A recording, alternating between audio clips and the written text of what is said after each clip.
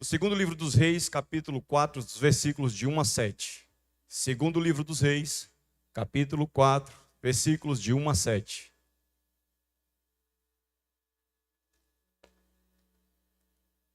Quero pregar uma palavra nessa noite com o tema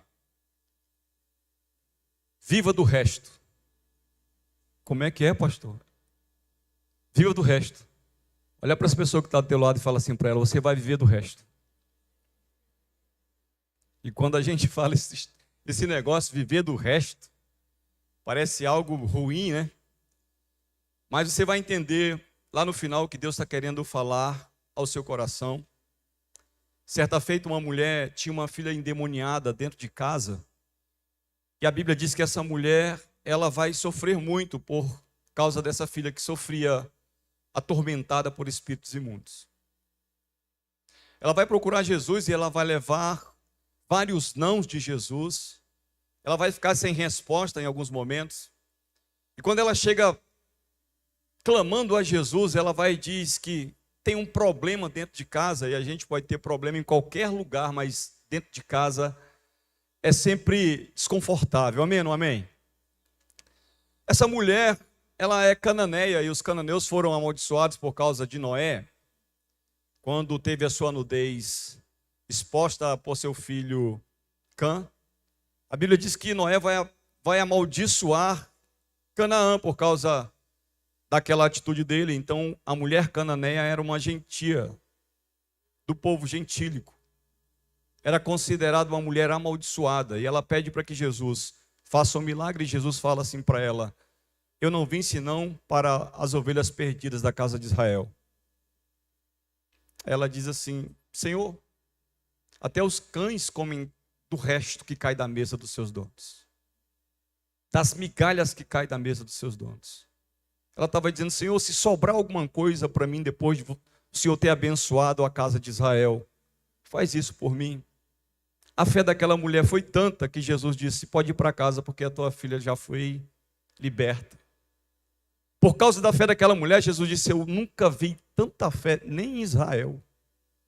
Então, se tem uma coisa que Deus honra na gente, é a nossa fé. E o que isso tem a ver com essa palavra dessa noite? Vamos ler o texto para que a gente entenda. Certo dia, a mulher de um dos discípulos do profeta foi falar a Eliseu: teu servo, meu marido, morreu, e tu sabes que ele temia o Senhor, mas agora veio um credor, está querendo levar meus 2 filhos como escravo. Eliseu perguntou-lhe: como posso ajudá-la? Diga-me, o que você tem em casa? E ela respondeu: tua serva não tem nada, além de uma vasilha de azeite. Então disse Eliseu: vá, pedi emprestar as vasilhas de todos os seus vizinhos, mas peça muitas vasilhas. Depois, entre em casa com seus filhos e feche a porta, derrame aquele azeite em cada vasilha e vá separando aquelas que você foi enchendo. Depois disso, ela foi embora, fechou a casa com seus filhos e começou a encher as vasilhas que eles traziam. Versículo 6, quando todas as vasilhas estavam cheias, ela disse a um dos filhos: traga-me mais uma, mas ele respondeu: já acabaram todas. Então o azeite parou de correr. Ela contou tudo ao homem de Deus, que lhe disse: vá, venda o azeite, pague as suas dívidas, você e seus filhos ainda poderão viver do que sobrar. Você e seus filhos poderão viver do resto. Vamos orar? Pai, em nome de Jesus, mais uma vez nessa noite te louvamos e agradecemos o teu nome, porque tu és um Deus misericordioso e fiel. Se nós estamos aqui é porque o teu Espírito, Senhor, nos trouxe até esse lugar. Não viemos aqui apenas por um convite ou para passar um tempo. Não viemos aqui ouvir voz de homem, palavra de homem, mas viemos aqui ouvir a tua voz. Então, Senhor, no nome de Jesus, usa o teu servo para a tua glória. Nós não oramos para abençoar a tua palavra, porque ela já é abençoada. Nós oramos para que o Senhor abençoe as nossas vidas através dessa palavra. Eu quero repreender todo o cansaço, eu quero repreender todo o espírito passarinheiro que queira roubar esta palavra, mas que ela caia no solo fértil e no seu tempo dê seu fruto, no nome de Jesus. Amém. Queridos, todo mundo aqui eu acredito que tem dívida. todo mundo que está aqui nessa noite, sem contar com as crianças que ainda não sabem o que é pagar contas por causa dos pais, tem dívida. E eu acredito que todo mundo aqui, em algum momento da sua vida, já perdeu o sono por causa de dívida. Quem já perdeu o sono por causa de dívida? Meus irmãos, isso aqui, dívida é algo que tira a paz de muita gente. Mas tem aqueles que dizem, devo, não nega e pago quando puder, né? E tem aqueles que conseguem dormir mesmo sem estar devendo os outros. Talvez tenha alguém que esteja te devendo agora, nesse momento, está lá em Maragogi, curtindo, tirando selfie. E você olha e diz, ó, miserável, está me devendo e está curtindo. O camarada está lá, está curtindo, está se divertindo e está te devendo. Mas tem pessoas que não conseguem ficar em paz por causa de dívida. Eu conheço pessoas que já colocaram fim, conhecia pessoas que colocaram fim nas suas vidas por causa de dívida. Não tinha de onde tirar dinheiro para pagar, estava devendo a agiota, estava devendo o banco, e no final deu um tiro na cabeça. No final, pegou uma corda e se enforcou. Por quê? Porque quando a dívida vem e quando a pessoa tem, sabe, consciência de que ela deve pagar, ela não consegue ter paz. Ela não consegue ficar em paz sabendo que ela está devendo. Então, por que isso acontece, pastor Ritz? Por que as pessoas, às vezes, tomam decisões precipitadas, erradas na vida? Porque essas pessoas, muitas vezes, não recorrem ao lugar certo. Não recorrem à ajuda certa, não recorrem à pessoa certa, ao lugar certo. Quando a gente vive um momento desse, é necessário que a gente tenha sabedoria para escolher os conselhos certos, para que a gente vá procurar ajuda no lugar certo. Essas situações exigem fé da gente, sabedorias, bons conselhos, para enfrentar as dificuldades que a vida vai nos apresentar. Existe um adágio popular que diz, se correr o bicho pega e se orar o bicho some. É assim? Se correr o bicho pega e se ficar o bicho? É por isso que tem muita gente que quando está diante de uma situação dessa, prefere correr do que tentar resolver. E dívida que não é paga, acontece o quê? Acumula. Então, algumas pessoas vivem uma vida, sabe, atribulada, sofrida, angustiada por causa das dívidas. Essa mulher aqui, ela é uma mulher que perdeu o marido. Essa mulher agora perdeu, sabe, o seu provedor, o provedor da sua casa, da sua família. Agora ela vai sofrer muito mais ainda, porque a Bíblia diz que o credor vai ficar na porta dela cobrando ela. Como ela não tinha como pagar, é uma viúva.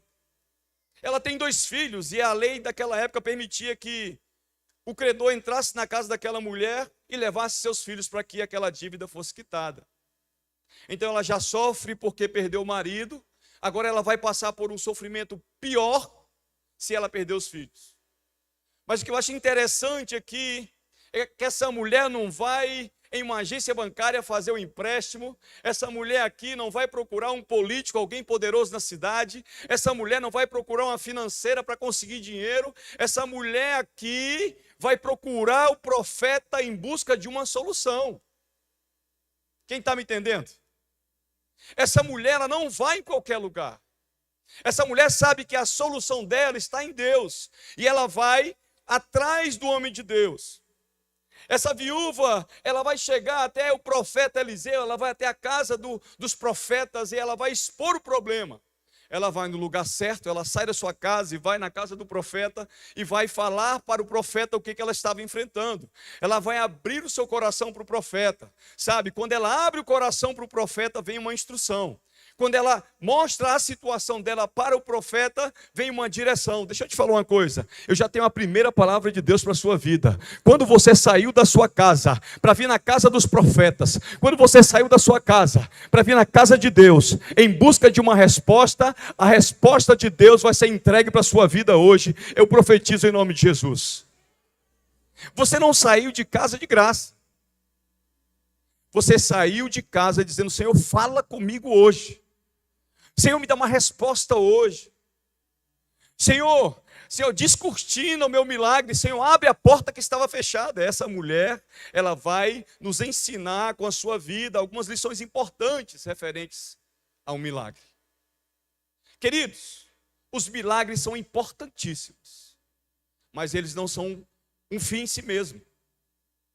Muitas pessoas estão aqui, talvez tenha muitas pessoas que estão aqui que nunca entregaram a sua vida para Jesus, mas já receberam milagres da parte dele. Tem muitas pessoas aqui, talvez que esteja uma primeira vez visitando uma igreja, mas já recebeu um milagre da parte de Deus. Porque se tem uma coisa que Deus sabe fazer, é milagre.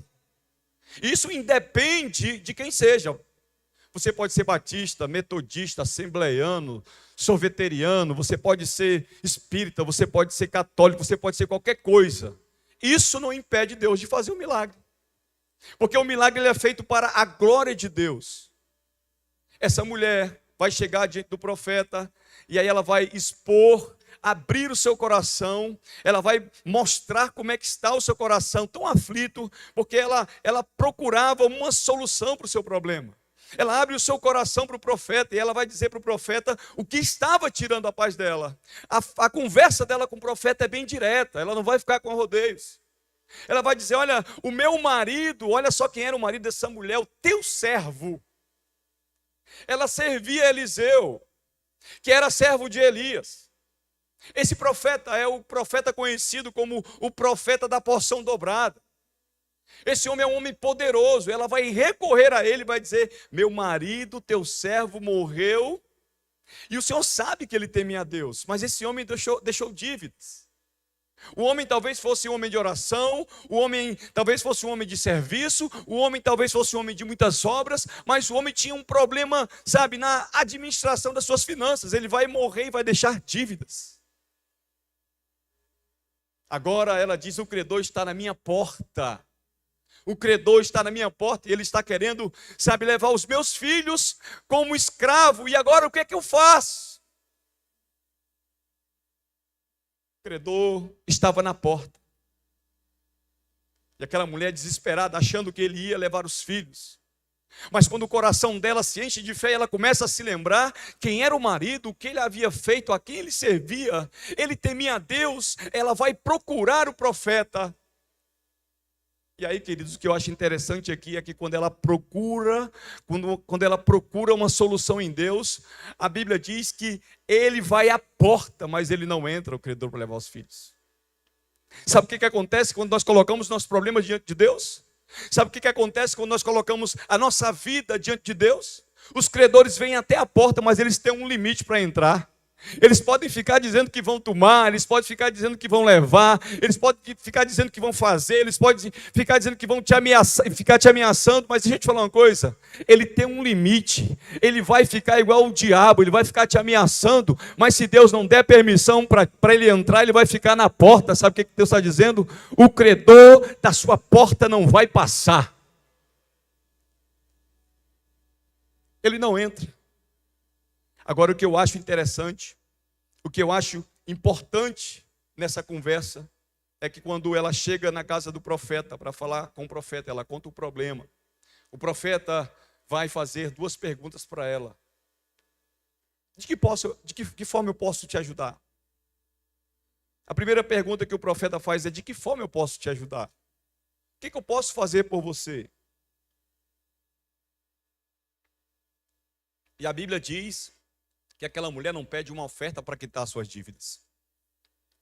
A Bíblia diz que aquela mulher não pede, sabe, para que ele fosse na casa dela como uma autoridade espiritual, pedisse para que o credor não levasse os filhos. O texto não diz, mas eu imagino que aquela mulher vai pedir uma orientação do profeta. Aquela mulher vai pedir uma instrução do profeta. Aquela mulher vai chegar diante do profeta e vai dizer, olha, eu só tenho 2 filhos e eles estão querendo levar. Aquela mulher está com medo do credor, aquela mulher está desorientada, mas imagino que o profeta tenha pensado lá no seu íntimo, será que essa mulher não tem nada que possa pelo menos ajudar a pagar um pouco da sua dívida? Então ele faz a segunda pergunta, o que você tem em casa? E ela responde, a tua serva não tem nada, senão uma vasilha de azeite.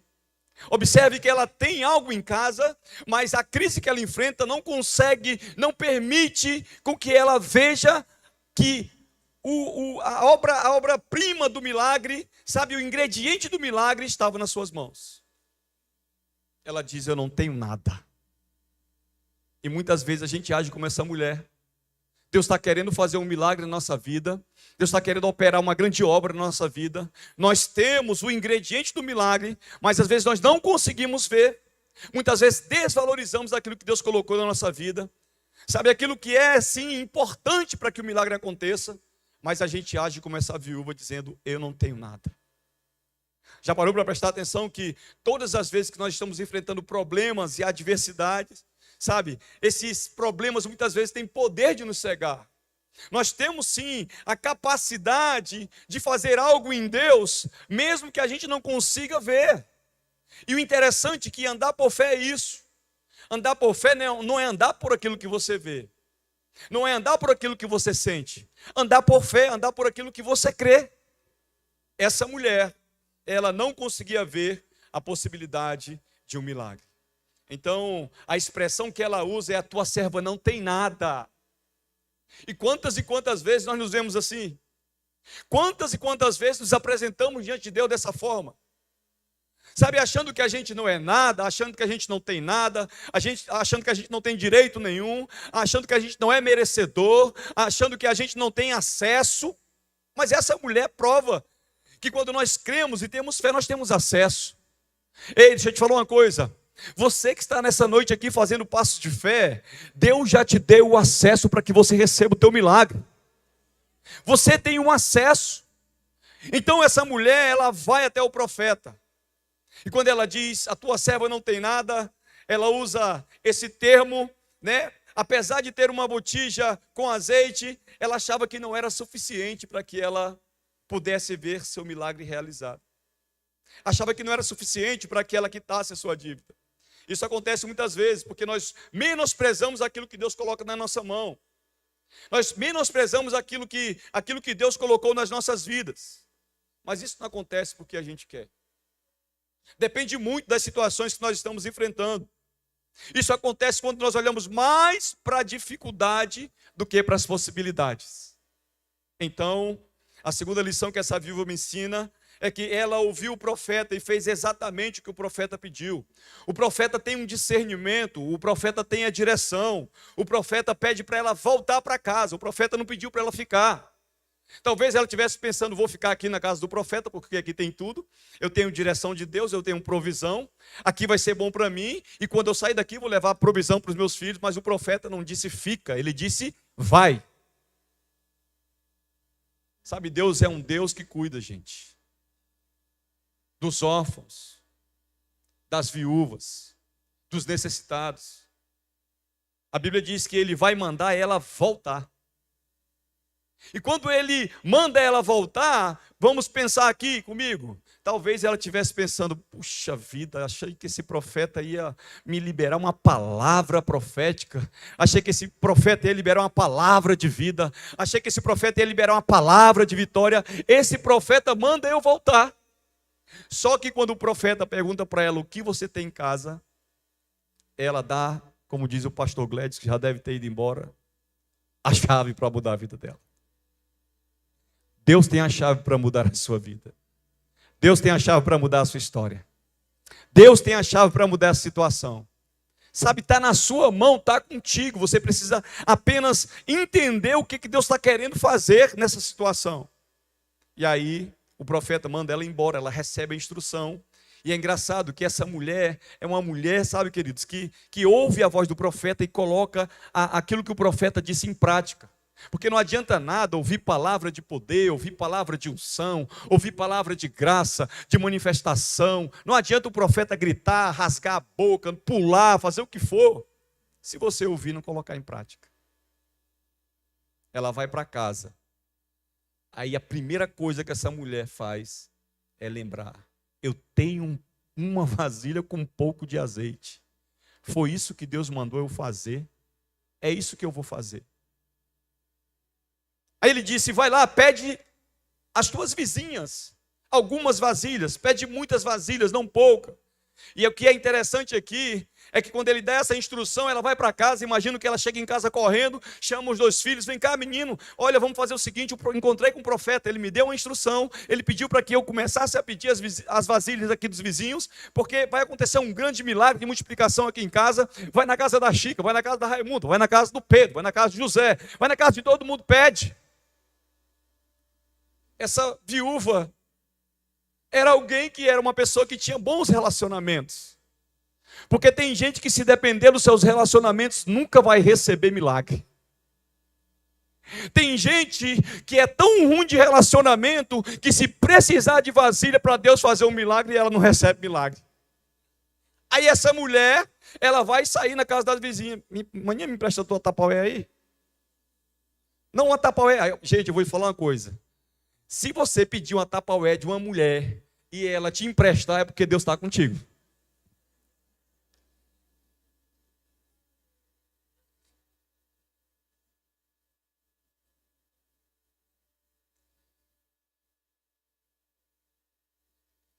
Olha, se você pedir a tapaué de uma mulher, ela te entregar, ela te der. Eu vou falar isso aqui por causa da minha mãe. A minha mãe, ela tem um negócio de mandar uns pedaços de bolo, de mandar algumas coisas lá para casa. Mas a primeira coisa que ela diz, ó, estou mandando, viu? Agora tome cuidado com a minha tapaué. Tá bom, mãezinha. Minha esposa, manda bolo, manda comida para os outros. Mas quando a primeira recomendação é, menina, isso aqui é caro, hein? Minha tapaué, olha... Não engula não, viu? Por quê? Porque para o milagre acontecer, ela precisava ter bons relacionamentos. E essa viúva tinha. Queridos, a Bíblia diz que ela vai com seus filhos, porque o milagre tinha que acontecer dentro de casa. Lembra que eu comecei falando sobre a mulher cananeia? Com um problema dentro de casa? O milagre ele tinha que acontecer dentro de casa, e o que eu acho interessante nesse milagre aqui, na dinâmica desse milagre aqui, é que ela vai para dentro de casa. O profeta disse, vai lá, nos teus vizinhos, pede as vasilhas, não poucas, pede muitas, porque o azeite vai se multiplicar. Aí você vai entrar na tua casa, você vai fechar a tua porta com os teus filhos, aí o milagre vai acontecer. Sabe por quê? Esse milagre tinha que acontecer da porta para dentro, não da porta para fora. Primeiro o milagre acontece da porta de dentro, porque muita gente conhecia a história daquela viúva. Muita gente deve ter visto o credor indo lá cobrar, envergonhando ela. Vou levar teus filhos, pague suas contas, sua veaca. Aquela mulher, ela vai fechar a porta com seus filhos e vai entrar. Ninguém está vendo, mas o milagre está acontecendo, e eu tenho uma palavra de Deus para a tua vida. O milagre vai acontecer da porta para dentro. Ninguém está vendo acontecer, talvez as pessoas não entendam o que Deus está fazendo. Da porta para dentro, ninguém está vendo, mas já está acontecendo. O milagre já está sendo feito. Deus já está abrindo o céu sobre a sua casa, sobre a sua família, sobre o seu casamento, sobre o seu ministério. Deixa eu te falar uma coisa, ninguém está vendo, mas o milagre já está acontecendo. Se você crê, dá um glória a Deus bem forte e aplauda o Senhor. Aleluia! Ninguém precisa ver. Vai acontecer primeiro dentro. Mas quando você abrir a porta, até quem não queria ver, vai ver. Até quem não acreditava, vai ver. Um dia, testemunho assim rápido, eu fui pregar lá na Sobral, na igreja do pastor Robinho. Grande abraço para ele.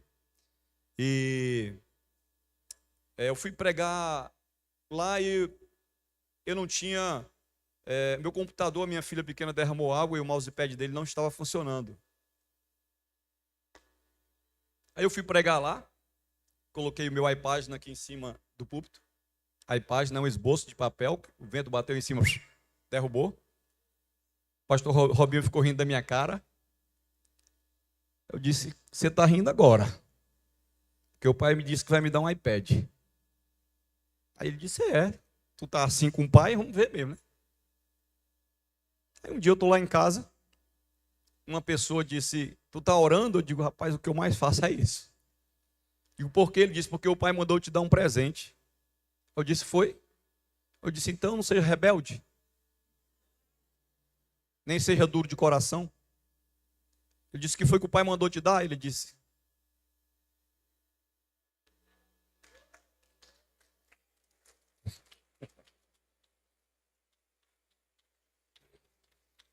Eu disse, o que o pai mandou dar? Ele disse, esse iPad.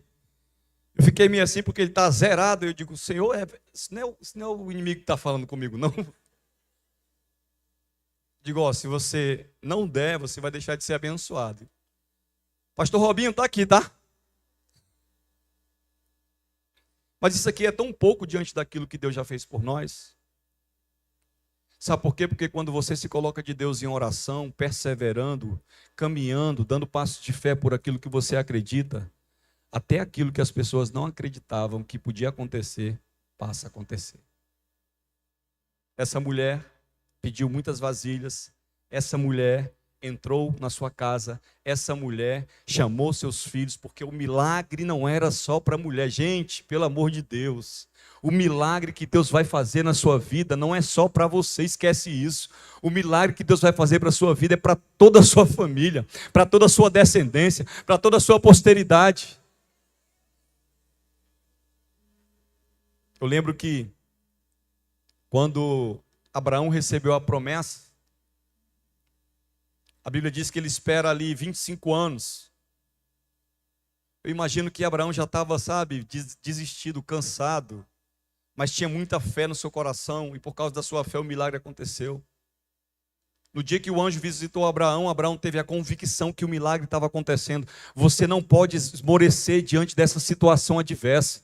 Você não pode desistir porque não está dando certo.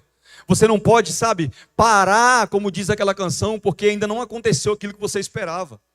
A Bíblia diz que Abraão foi visitado pelos anjos com Sara, e quando ele falou que naquele ano o milagre ia acontecer, Sara riu. E porque ela riu, ela teve que colocar o nome do menino de Isaac. Isaac significa riso. Deixa eu te falar uma coisa, se o seu milagre ainda não acontecer, não fique triste, comece a rir, sabe por quê? Porque quando ele acontecer, você vai ser muito feliz, você vai ficar muito alegre, você vai sorrir muito. Aí ele foi para casa, fez a parte dele, porque às vezes tem pessoas que recebem a palavra de Deus, não faz a parte. Abraão foi para a casa dele com Sara, e nesse dia olhou para Sara e viu Sara como uma menina de 20 anos, ela já estava caindo nos pedaços, e aí eles foram fazer o love. Depois a Sara velhinha, dentro de casa, começou com um negócio. O que tu tem, mulher? Estou enjoada. Tá o quê? Enjoada. Começou a espalhar para as vizinhas. Eu acho que eu estou grávida. Veio engravidando. Menino papagaio velho não aprende mais a falar. Quando pensou que não, Sara fica dentro de casa, a barriga crescendo, e o povo que não acreditava acabou vendo. Sabe o que Deus está querendo dizer? Não importa se as pessoas não acreditam, porque como Deus já está fazendo, até quem não acreditava vai acabar vendo. Queridos, a terceira lição que eu aprendo com essa viúva é que para ser abençoado nós temos que ser pessoas de bons relacionamentos. Mas o que me chama a atenção nessa viúva, além dos seus bons relacionamentos, é que essa viúva era alguém que era determinada. Sabe por quê? Porque a determinação faz toda a diferença na vida daqueles que têm fé. Porque muita gente diz que tem fé e às vezes não tem determinação para continuar quando as coisas não estão dando certo. Vamos lembrar aqui quando Elias disse para o rei Acabe que ia chover. E a Bíblia diz que quando ele disse que ia chover, o rei Acabe não acreditava. Ele vai mandar o seu servo durante 7 vezes e olhar. Ele foi a primeira vez, e aí o profeta Elias diz, vai lá e vê se já se formou o tempo, se vai chover. E aí o servo dele foi 1 vez e não viu, foi 2 vezes não viu, foi 3 vezes não viu.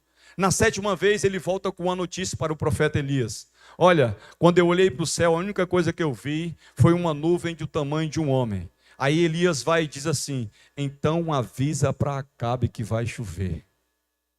Sabe por quê? Porque não importa o tamanho da nuvem. O importa é o tamanho do Deus que disse que ia fazer. O que importa é o que Deus disse que ia fazer. E a Bíblia diz que quando Elias disse para Acabe que iria chover, uma grande chuva caiu dos céus sobre a terra. Então, queridos, nunca despreze as pequenas coisas que Deus colocou na sua vida, porque Deus é perito em usar pequenas coisas para fazer coisas grandiosas na nossa vida. Eu quero profetizar sobre a sua vida isso. Deus é perito em usar coisas pequenas para fazer coisas grandes na nossa vida, para que o nome dele seja glorificado e exaltado em nome de Jesus. A quarta lição que essa viúva me ensina é que Deus é glorificado no meio da nossa escassez, no meio da nossa luta, da nossa dificuldade e da nossa adversidade. Eu queria que você se colocasse de pé em nome de Jesus, porque quando essa viúva recorreu ao profeta, ela sabia que o profeta tinha uma resposta para o seu milagre. Vamos lembrar de Jesus quando foi multiplicar os pães e os peixes? 5 pães e 2 peixinhos. O que era 5 pães e 2 peixinhos para aquela grande multidão? Felipe vai dizer: Senhor, se nós tivéssemos 200 denários, nós não conseguiríamos fazer com que essa multidão saísse daqui satisfeita. Aquela mulher saiu de casa precisando de um milagre. Estava na escassez. Mas quando ela voltou suprida. Aquela mulher saiu de casa com uma interrogação, mas aquela mulher voltou para casa com uma resposta. Sabe, não importa o problema que você esteja enfrentando, mesmo em meio a essa escassez que você está enfrentando, Deus é capaz de trazer a abundância para a sua vida.